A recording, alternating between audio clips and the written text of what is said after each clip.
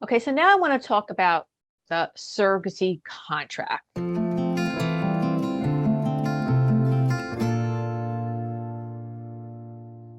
we already established that you cannot contract a woman to bear a child and give up her custody of it before the child is born if it's her own child. But certainly if it's you're transferring an embryo and the IPs, intended parents, it's part of their own genetic materials being transferred to her, you can write out legally that, once the baby is born and it belongs to you and you have custody of that child. The surrogacy contract is long and it's very detailed. So I'm going to go over each part in general order, and you're going to tell Sure. me exactly, what its purpose is. So generally, the first section is it identifies the parties and it outlines the purpose of the contract. So why don't you explain a little bit, like it says, these are the IPs and this intended mom and all of that.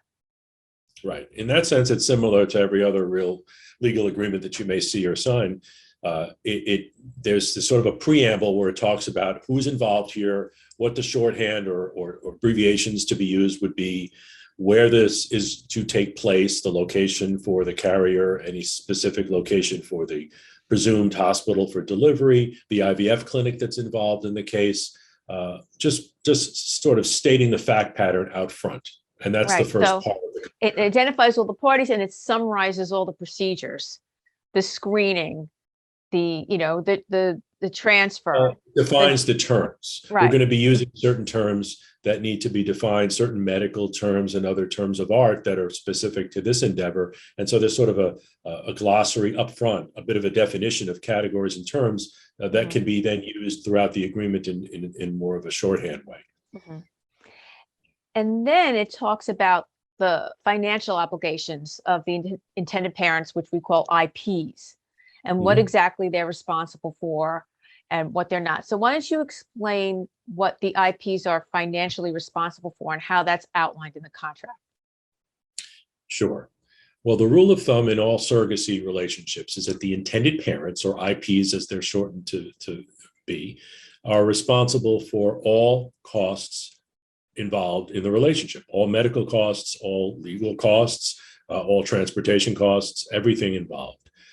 The carrier does not have any pregnancy or surrogate pregnancy related costs to bear on her own. And that's made very clear in the contract. And then later on, there'll be a specific breakdown of the payments to be made, the contingent payments to be made to the carrier if she's carrying multiples, or if certain things happen that we don't know at the outset are going to happen, so that everybody is clear on who gets paid and how much and when. Mm-hmm. And then there are things like supporting compensation, like childcare, maternity clothes, lost wages, all of that. All those things are negotiated.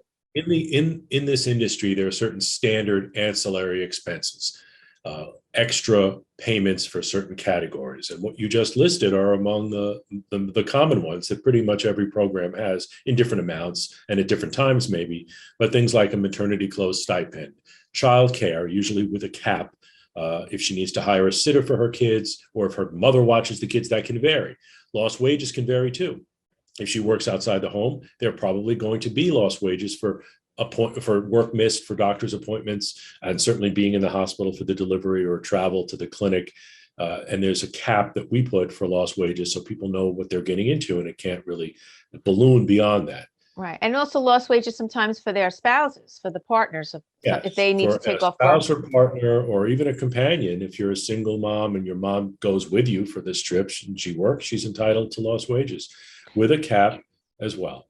Mhm. And then there's a schedule like for payment. Like let's say there's a big payment of just a base of, let's say, $60,000 for a surrogate. She gets paid in stages. And can you explain, because this is all in the contract too, there's a financial schedule of sorts in the contract, how Yeah. the payment works for surrogacy?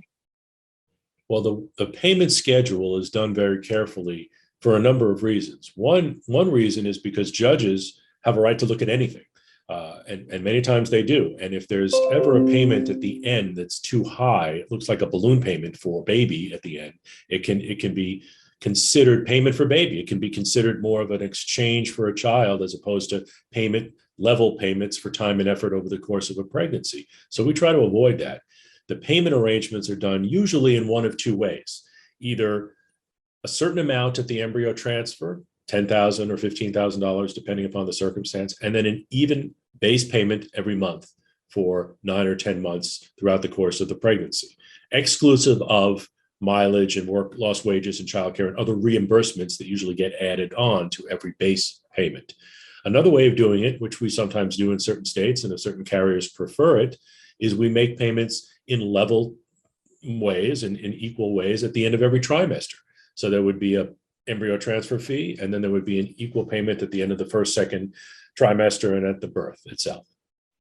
Okay. And this money is from the intended parents, but it comes out of the escrow. So the agency holds this money in trust and then pays the surrogate on a schedule, correct? That is right. We have a separate escrow account, which functions the same way as a lawyer as my IOLTA account, which are trust accounts that lawyers have to hold on to client funds and disperse client funds according to the terms of the contract. So we fulfill the contract, which is agreed upon by everybody, and make those payments to the carrier and keep records of those payments so that the intended parents can see how their funds have been drawn down over time. And then we have a record for tax and other reporting purposes. Okay. So one last question about the contract. At what point in the process is the contract drafted? And how do the IPs and surrogate find their lawyers? All right. I'm going to talk about how we like to do it, but that doesn't mean it's the only way to do it. Sure. I'm concerned about carriers getting comfortable at every step of the process. So I am not a fan of getting somebody under contract or having them meet with a lawyer as soon as they meet their intended parents. It doesn't need to be that way. You don't need to have a contract to have an ultrasound or to have blood work, but you have to have a contract before you begin the medications and the process leading up to the embryo transfer. And the clinics expect that. So the contract phase happens later, after the match is made, after the carrier gets to meet the nurses and the doctors at the clinic and gets comfortable with everybody, but before she actually starts the cycle leading up to the embryo transfer. The lawyers for this, again, have to be both in the state where the carrier resides and will deliver. So there will be two lawyers, one for the intended parent or parents, and a separate lawyer for the carrier and her partner or spouse if she's in a relationship. The intended parent's lawyer is the one who drafts the contract. I send the terms out, they draft the contract. When I'm a lawyer for somebody, I draft the contract for the intended parents. And there's a separate lawyer who represents the carrier. So in my practice, I've represented intended parents, I've represented carriers, I review contracts and make modifications. But as a program, I don't do the legal work because it's a conflict of interest and I can only practice in certain states, not Ohio or Pennsylvania, where we work a lot. So I recommend lawyers in those states that we know and have worked well with for many years. I can never force anybody to take a lawyer. That's not the way it should be. Most people take our recommendation because there's so few of us that work in this field on a regular basis. Not a good idea to, your trusted family estate lawyer or real estate lawyer may not be the right person to try their hand at something as specific as this. So we help set it up with everybody, but then the contract itself is worked on sort of in this period of time after the screening and before the screening results, where we start it right before the screening, but we don't finalize it until after the screening.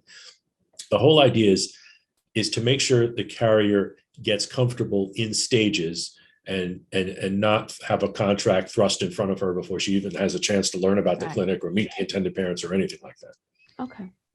And the IPs, the intended parents, they pay for the surrogate's lawyer, correct? They do. That's customary. And it doesn't mean that the lawyer has any other ethical obligation other than to his or her client, just because the fee is paid by somebody else. As lawyers, we're not allowed to be swayed by that. So yeah, the carrier understands that, and she doesn't need to pay for her own lawyer. They just don't do that. Okay, good.